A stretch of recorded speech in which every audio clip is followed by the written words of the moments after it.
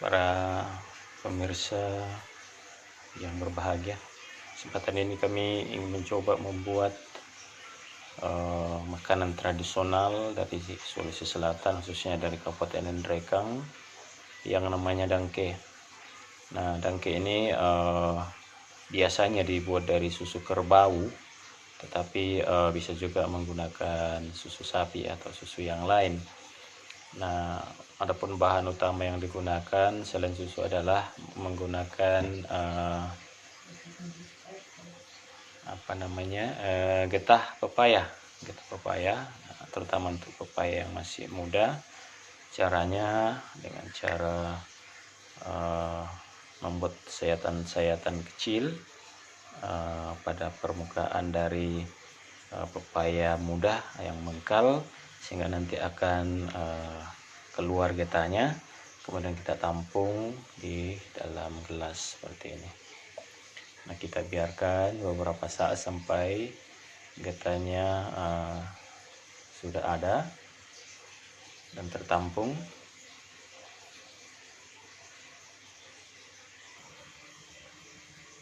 Nah, ini adalah getah yang sudah keluar dari sayatan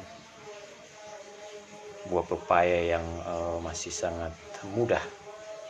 Nah, selanjutnya susu ini kita panaskan sampai agak hangat dengan api sedang. Jadi jangan terlalu besar, menggunakan api sedang saja. Nah, untuk membuat dangke atau keju tradisional ini biasanya kita untuk perbandingannya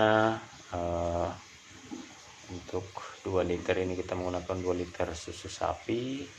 Cukup menggunakan sedikit saja getah pepaya, mungkin 1 sendok kecil. Kemudian kita tambahkan sedikit air. Nah, sementara kita menghangatkan susu sapi. Nanti setelah hangat baru kita tambahkan getah pepaya yang sudah disiapkan.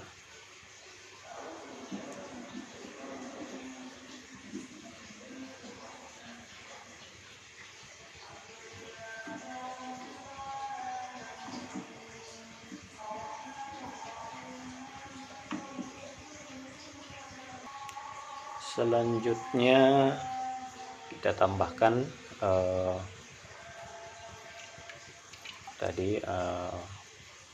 getah yang sudah disiapkan.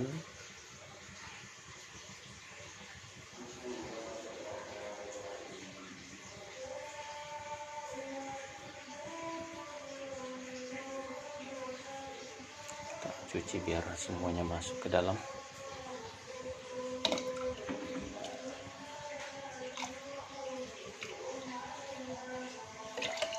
Oke.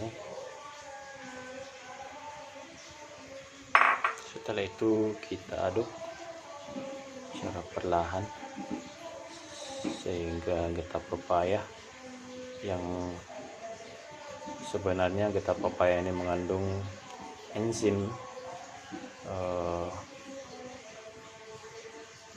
papain enzim papain ini sejenis enzim proteinase yang bisa berperan di dalam nanti menggumpalkan protein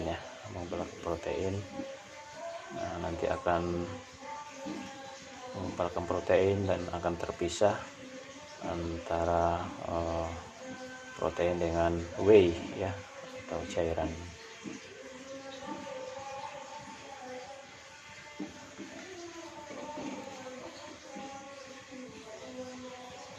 Nah, kita lihat ini perlahan udah mulai terpisah atau sudah mulai terbentuk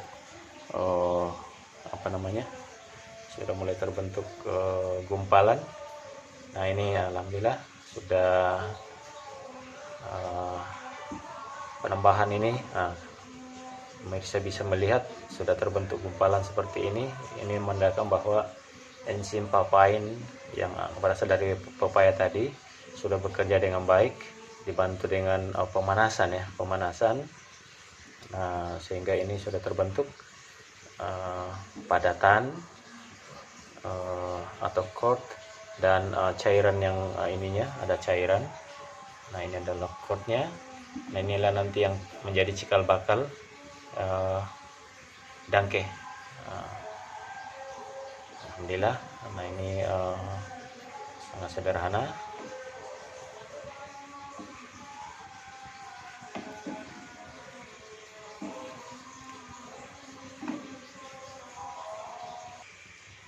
Nah, bisa dilihat di sini sebenarnya sudah terbentuk ya, pemirsa, sudah terbentuk cord yang notabene adalah nanti akan dicetak. Nah, ini akan terbentuk keju, atau kalau dicetak dalam tempurung kelapa di Sulawesi Selatan itu disebut dengan dangke. Nah, berbicara mengenai dangke, ini adalah salah satu oleh-oleh khas atau makanan tradisional yang berasal dari Masen Rempulu, Kabupaten Nendrekang, yang disajikan kepada tamu yang datang. Konon ceritanya pada saat zaman dahulu, pada saat kita masih dijajah oleh Belanda, kata dangke ini sebenarnya berasal dari bahasa Belanda. Dangke artinya terima kasih, karena pada saat itu pejabat-pejabat Belanda yang berkunjung ke Kabupaten Nendrekang atau Masen Rempulu itu, mereka disajikan makanan tradisional, ada namanya soko mandoti, yaitu beras pulut khas yang ada di Kabupaten Nendrekang, bersama dengan dangke ini. Dan setelah dinikmati, orang Belanda ini menikmatinya dengan lahap dan menyatakan dangke, yang artinya sebenarnya adalah terima kasih. Nah, sehingga orang-orang di kampung atau di Kabupaten Nendrekang, Masen Rempulu, menyebutnya makanan ini dengan dangke. Dan sampai saat ini dangke ini merupakan salah satu oleh-oleh khas bila kita berkunjung ke Kabupaten Nendrekang, Provinsi Sulawesi Selatan. Nah, pemirsa, ini sudah terbentuk cord dan whey yang siap. Selanjutnya kita lakukan penyaringan untuk memisahkan cord dengan whey-nya. Oke. Nah, ini tadi membutuhkan waktu tidak lama. Untuk 2 liter ini hanya sekitar 15 menit sudah jadi seperti ini dengan api sedang ya. Selanjutnya kita lakukan penyaringan. Oke, matikan api kompornya.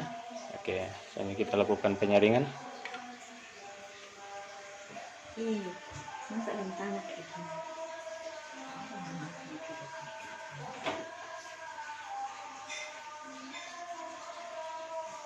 Baik ya, kita lakukan pemisahan antara whey dengan cordnya.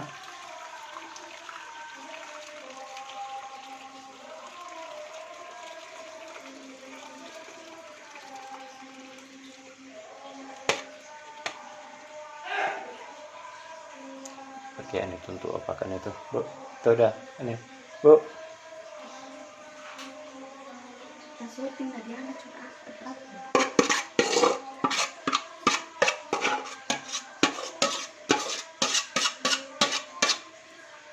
Oke, inilah hasilnya. Ini yang dangke. Nanti selanjutnya ini adalah cordnya yang di bagian bawah, whey-nya. Yang whey-nya ini sebenarnya masih mengandung nutrisi yang tinggi seperti protein dan sebagainya. Nah, itu bisa digunakan lagi untuk jadi minuman sebenarnya. Nanti apakah diminum seperti itu. Nah, selanjutnya kita cetak. Nah, tergantung kepada cetakan yang kita gunakan.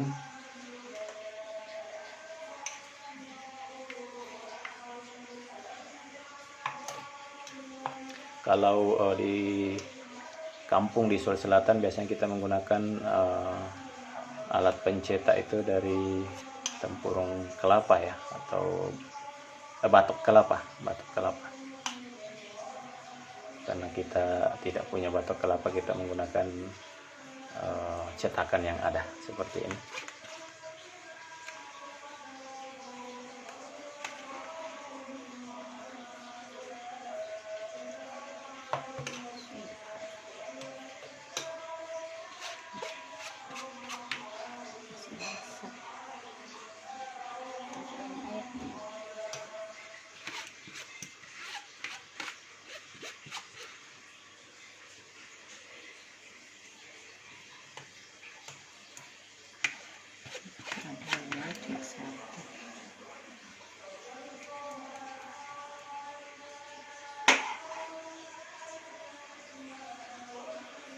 Nah, kita peras supaya whey-nya yang ada di dalam itu masih keluar.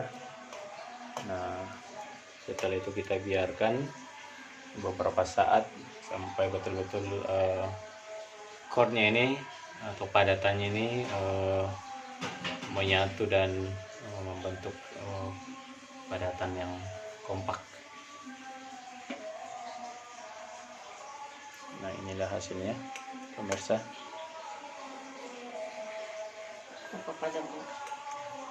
Nah, ini ada whey-nya.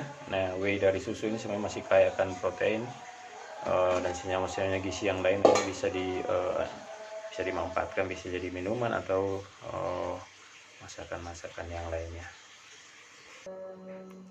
Nah, inilah hasil akhir